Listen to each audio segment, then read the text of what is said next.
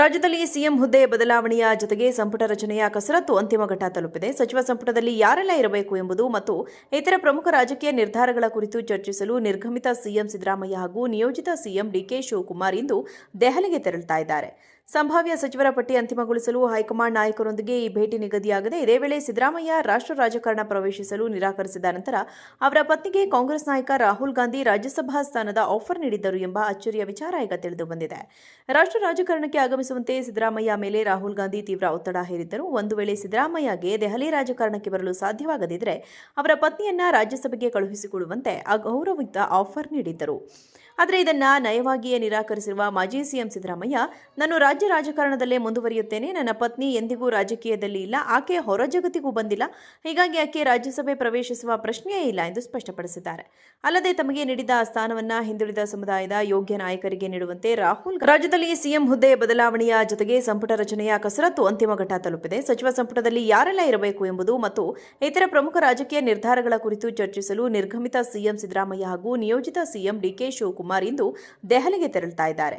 ಸಂಭಾವ್ಯ ಸಚಿವರ ಪಟ್ಟಿ ಅಂತಿಮಗೊಳಿಸಲು ಹೈಕಮಾಂಡ್ ನಾಯಕರೊಂದಿಗೆ ಈ ಭೇಟಿ ನಿಗದಿಯಾಗಿದೆ. ಇದೇ ವೇಳೆ ಸಿದ್ದರಾಮಯ್ಯ ರಾಷ್ಟ್ರ ರಾಜಕಾರಣ ಪ್ರವೇಶಿಸಲು ನಿರಾಕರಿಸಿದ ನಂತರ ಅವರ ಪತ್ನಿಗೆ ಕಾಂಗ್ರೆಸ್ ನಾಯಕ ರಾಹುಲ್ ಗಾಂಧಿ ರಾಜ್ಯಸಭಾ ಸ್ಥಾನದ ಆಫರ್ ನೀಡಿದ್ದರು ಎಂಬ ಅಚ್ಚರಿಯ ವಿಚಾರ ಈಗ ತಿಳಿದು ಬಂದಿದೆ.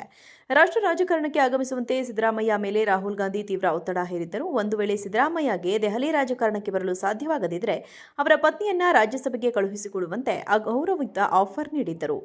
ಆದರೆ ಇದನ್ನು ನಯವಾಗಿಯೇ ನಿರಾಕರಿಸಿರುವ ಮಾಜಿ ಸಿಎಂ ಸಿದ್ದರಾಮಯ್ಯ, ನಾನು ರಾಜ್ಯ ರಾಜಕಾರಣದಲ್ಲೇ ಮುಂದುವರಿಯುತ್ತೇನೆ. ನನ್ನ ಪತ್ನಿ ಎಂದಿಗೂ ರಾಜಕೀಯದಲ್ಲಿ ಇಲ್ಲ, ಆಕೆ ಹೊರ ಜಗತ್ತಿಗೂ ಬಂದಿಲ್ಲ, ಹೀಗಾಗಿ ಆಕೆ ರಾಜ್ಯಸಭೆ ಪ್ರವೇಶಿಸುವ ಪ್ರಶ್ನೆಯೇ ಇಲ್ಲ ಎಂದು ಸ್ಪಷ್ಟಪಡಿಸಿದ್ದಾರೆ. ಅಲ್ಲದೆ ತಮಗೆ ನೀಡಿದ ಸ್ಥಾನವನ್ನು ಹಿಂದುಳಿದ ಸಮುದಾಯದ ಯೋಗ್ಯ ನಾಯಕರಿಗೆ ನೀಡುವಂತೆ ರಾಹುಲ್ ಗಾಂಧಿ ಬಳಿ ಸಿದ್ದರಾಮಯ್ಯ ಮನವಿ ಮಾಡಿದ್ದಾರೆ. ಜೊತೆಗೆ ಪುತ್ರ ಯತೀಂದ್ರಗೆ ಡಿಸಿಎಂ ಪಟ್ಟವನ್ನು ಸಿದ್ದರಾಮಯ್ಯ ನಿರಾಕರಿಸಿದ್ದಾರೆ. ರಾಜ್ಯದಲ್ಲಿ ಸಿಎಂ ಹುದ್ದೆ ಬದಲಾವಣೆಯ ಜೊತೆಗೆ ಸಂಪುಟ ರಚನೆಯ ಕಸರತ್ತು ಅಂತಿಮ ಘಟ್ಟ ತಲುಪಿದೆ. ಸಚಿವ ಸಂಪುಟದಲ್ಲಿ ಯಾರೆಲ್ಲ ಇರಬೇಕು ಎಂಬುದು ಮತ್ತು ಇತರ ಪ್ರಮುಖ ರಾಜಕೀಯ ನಿರ್ಧಾರಗಳ ಕುರಿತು ಚರ್ಚಿಸಲು ನಿರ್ಗಮಿತ ಸಿಎಂ ಸಿದ್ದರಾಮಯ್ಯ ಹಾಗೂ ನಿಯೋಜಿತ ಸಿಎಂ ಡಿಕೆ ಶಿವಕುಮಾರ್ ಇಂದು ದೆಹಲಿಗೆ ತೆರಳುತ್ತಾ ಇದ್ದಾರೆ. ಸಂಭಾವ್ಯ ಸಚಿವರ ಪಟ್ಟಿ ಅಂತಿಮಗೊಳಿಸಲು ಹೈಕಮಾಂಡ್ ನಾಯಕರೊಂದಿಗೆ ಈ ಭೇಟಿ ನಿಗದಿಯಾಗಿದೆ. ಇದೇ ವೇಳೆ ಸಿದ್ದರಾಮಯ್ಯ ರಾಷ್ಟ್ರ ರಾಜಕಾರಣ ಪ್ರವೇಶಿಸಲು ನಿರಾಕರಿಸಿದ ನಂತರ ಅವರ ಪತ್ನಿಗೆ ಕಾಂಗ್ರೆಸ್ ನಾಯಕ ರಾಹುಲ್ ಗಾಂಧಿ ರಾಜ್ಯಸಭಾ ಸ್ಥಾನದ ಆಫರ್ ನೀಡಿದ್ದರು ಎಂಬ ಅಚ್ಚರಿಯ ವಿಚಾರ ಈಗ ತಿಳಿದು ಬಂದಿದೆ. ರಾಷ್ಟ್ರ ರಾಜಕಾರಣಕ್ಕೆ ಆಗಮಿಸುವಂತೆ ಸಿದ್ದರಾಮಯ್ಯ ಮೇಲೆ ರಾಹುಲ್ ಗಾಂಧಿ ತೀವ್ರ ಒತ್ತಡ ಹೇರಿದ್ದರು. ಒಂದು ವೇಳೆ ಸಿದ್ದರಾಮಯ್ಯಗೆ ದೆಹಲಿ ರಾಜಕಾರಣಕ್ಕೆ ಬರಲು ಸಾಧ್ಯವಾಗದಿದ್ದರೆ ಅವರ ಪತ್ನಿಯನ್ನ ರಾಜ್ಯಸಭೆಗೆ ಕಳುಹಿಸಿಕೊಡುವಂತೆ ಅಗೌರವಯುತ ಆಫರ್ ನೀಡಿದ್ದರು. ಆದರೆ ಇದನ್ನು ನಯವಾಗಿಯೇ ನಿರಾಕರಿಸಿರುವ ಮಾಜಿ ಸಿಎಂ ಸಿದ್ದರಾಮಯ್ಯ, ನಾನು ರಾಜ್ಯ ರಾಜಕಾರಣದಲ್ಲೇ ಮುಂದುವರಿಯುತ್ತೇನೆ. ನನ್ನ ಪತ್ನಿ ಎಂದಿಗೂ ರಾಜಕೀಯದಲ್ಲಿ ಇಲ್ಲ, ಆಕೆ ಹೊರ ಜಗತ್ತಿಗೂ ಬಂದಿಲ್ಲ, ಹೀಗಾಗಿ ಆಕೆ ರಾಜ್ಯಸಭೆ ಪ್ರವೇಶಿಸುವ ಪ್ರಶ್ನೆಯೇ ಇಲ್ಲ ಎಂದು ಸ್ಪಷ್ಟಪಡಿಸಿದ್ದಾರೆ.